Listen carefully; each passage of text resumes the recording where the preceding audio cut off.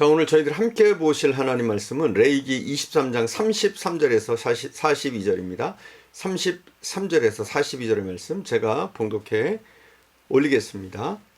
여호와께서 모세에게 말씀하여 이르시되 이스라엘 자손에게 말하여 이르라. 일곱째 달 여섯째 날은 초막절이니 여호와를 위하여 이레 동안 지킬 것이라. 첫날에는 성회로 모일지니 너희는 아무 노동도 하지 말지며 이레 동안에 너희는 여호와께 화제를 드릴 것이 여덟째 날에도 너희는 성회로 모여서 여호와께 화제를 드릴지니 이는 거룩한 대회라. 너희는 어떤 노동도 하지 말지니라.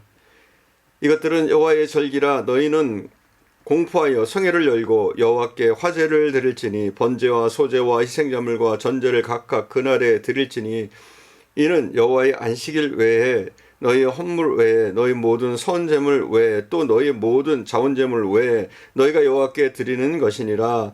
너희가 토지 소산 거두기를 마치거든 일곱째 달 여섯째 날부터 이레 동안 여호와의 절기를 지키되 첫날에도 안식하고 여덟째 날에도 안식할 것이며 첫날에는 너희가 아름다운 나무 실과와 종려나무 가지와 무성한 나무 가지와 신의 버들을 취하여 너희 하나님 여호와 앞에서 이레 동안 즐거워할 것이라.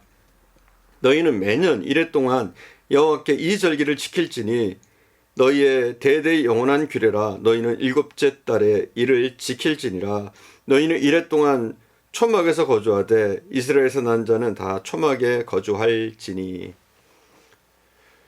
오늘 본문은 초막절에 대해서 말씀하고 있습니다. 초막절은 지나간 이스라엘 백성들이 애굽 땅에서 나와서 광야 생활을 하는 동안에 하나님의 인도하심을 받은 것을 감사하는 절기입니다. 한마디로 하나님이 그들의 삶을 구원하시고 또 인도하신 것을 감사하는 절기입니다. 그들이 광야를 행진할 때 하나님께서는 낮에는 구름 기둥으로 밤에는 불 기둥으로 인도하셨습니다. 그들이 배고팠을 때는 만나와 메추라기를 내려주셨고 마실 것이 없을 때는 반석을 끼워서 거기서 샘물을 솟아나게 하셨습니다. 초막절은 이 하나님의 구원의 은혜를 감사하는 절기입니다. 물론 이 초막절의 가장 중요한 것은 이제 그 절기 초막절에 맞춰서 이제 추수가 다 끝납니다. 그러니까 농사 짓고 수확을 거두게 된 것을 하나님 앞에 감사하는 절기이기도 합니다. 그러나 그것 말고 이 초막절은 특별히 세 가지의 감사에 초점을 맞추고 있습니다. 그 첫 번째가 무엇이냐면 가정에 대한 감사입니다. 이 스코트라고 하는 이 천막은 가족들이 함께 모여서 만드는 겁니다. 그래서 스코트는 가족에 의하여 혹은 가족들을 위해서 만들어지는 것이라고 할 수 있습니다. 이스라엘 백성들이 광야 생활을 할 때 많은 고난이 있었지만 이 시련이 있었지만 그들은 이 고난을 이길 수 있었던 에너지가 가족 때문에 가능했다고 믿는 것입니다.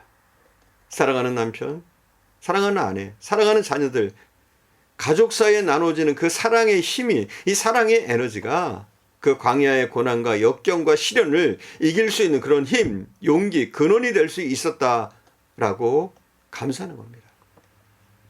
우리가 현 시대를 가르쳐서 소위 핵가족화의 시대라고 부릅니다. 편리주의가 지배하는, 또 개인주의가 지배하는 그런 시대입니다. 이제는 자녀를 낳는 것도 식구들이 많아지는 것도 부담스러운 시대가 되었습니다. 인구 절벽의 시대가 되었어요. 부모님을 모시는 것도 힘듭니다. 그러니 조부모님을 모시고 사는 것이 얼마나 부담스러울까요? 부모님조차도 부담스럽게 생각하는 자녀들에게 조부모는 거의 안중에도 들어오지 않습니다. 또 어떤 부모는 자녀를 하나 늘어날 때마다 부담이 늘어난다고 생각하는 경향이 확실합니다. 아니죠. 대부분 그렇게 생각하죠. 자녀 하나 늘어나는데 굉장한 경제적인 타격을 미친다고 생각합니다. 그러니까 가족을 짐이라고 생각하는 사람들이 많아지고 있는 겁니다. 그런데 제가 탈무드를 읽어보니까 아주 재밌는 이야기가 있어요. 이런 말이 있습니다. 가족은 새의 날개와 같다. 새는 날개를 부담으로 여기지 않는다. 새는 날개 때문에 오히려 저 높은 곳을 향해서 비상할 수 있다. 이렇게 쓰여져 있더라고요. 여러분 그렇습니다. 가족은 부담이 아닙니다. 아이를 많이 낳는다고 자식이 많아진다고 사실 궁핍해지는 건 아니에요. 하나님이 또 그 나름대로의 복과 은혜를 주시는 줄 믿습니다. 결혼을 앞둔 커플들에게 애를 몇 명 낳을 계획입니까? 혹은 언제나 낳으시겠습니까? 그러면 요즘은 대부분 빨리 낳겠다고 하는 사람이 없어요. 3년 후에, 4년 후에, 어떤 사람은 5년 후에 낳겠다고 합니다. 왜 그러냐고 물어보면 좀 더 안정이 된 다음에 하는 것이 좋다는 대답이 제일 많습니다. 가족은 부담이 아닙니다. 자녀 하나 생긴다고 해서 부담이 되는 것이 아니라 그 자녀 자체가 하나님이 주신 축복임을 우리는 잊지 말아야 합니다. 우리가 자녀를 보면서 얼마나 큰 기쁨을 얻습니까? 삶의 용기, 에너지, 영감, 힘을 얻고 살아야 할 이것이 바로 가족이 주는 힘입니다. 그러니까 만약에 결혼을 앞둔 젊은 또 청년들이 있다면 오래 기다리지 말고 결혼한 다음에 주시는 대로 낳는 것이 가장 지혜로운 것 같습니다. 실제로 이 가족의 존재, 이것은 인생을 살아가는 데 있어서 얼마나 커다란 힘이 되는지 모릅니다.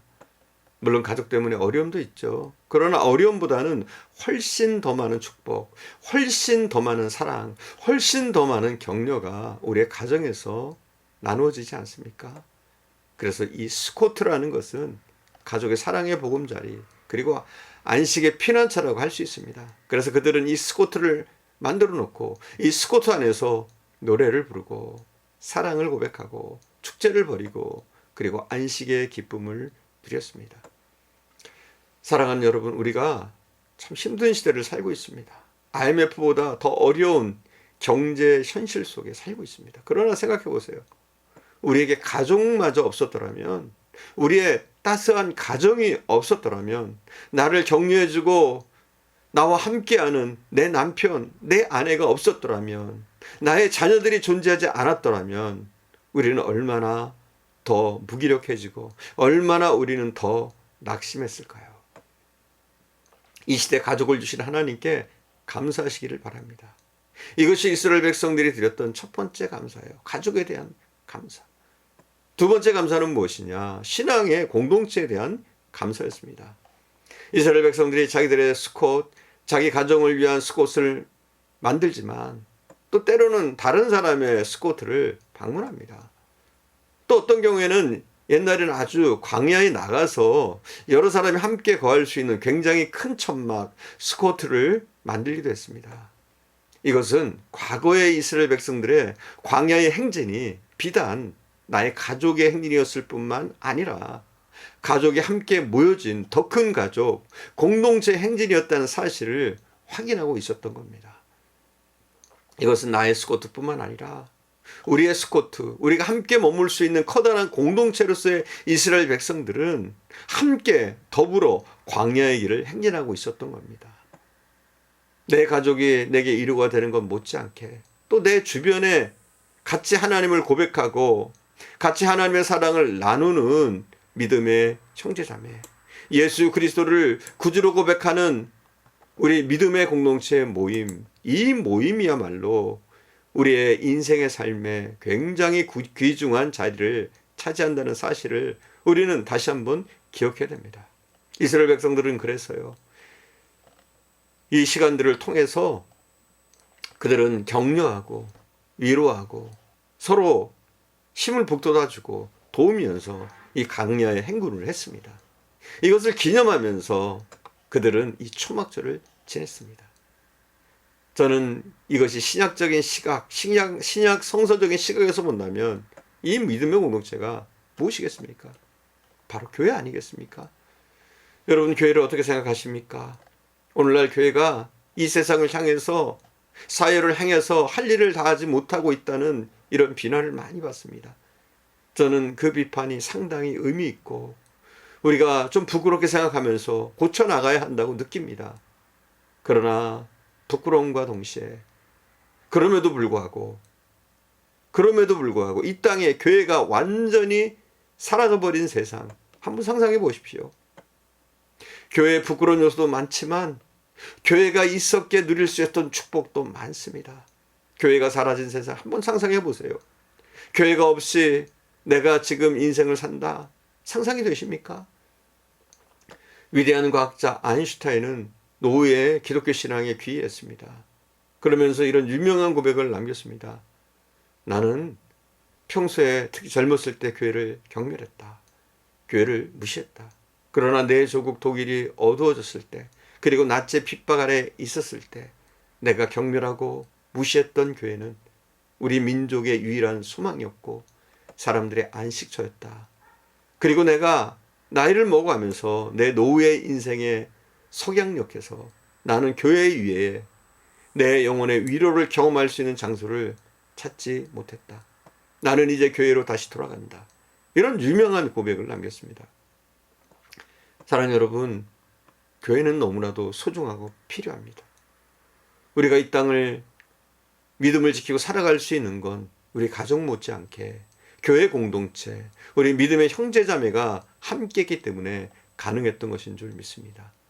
사랑하는 여러분, 가족을 주신 하나님께 그 은혜에 감사하지만 그거 못지않게 우리 가족들이 모여서 형성하고 있는 커다란 가족, 하나님의 가족, 하나님의 교회, 이 교회를 주신 하나님께 더욱더 찬양과 감사를 드릴 수 있기를 간절히 축원드립니다.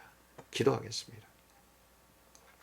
사랑하는 주님, 우리에게 소중한 가정을 주심을 감사드립니다.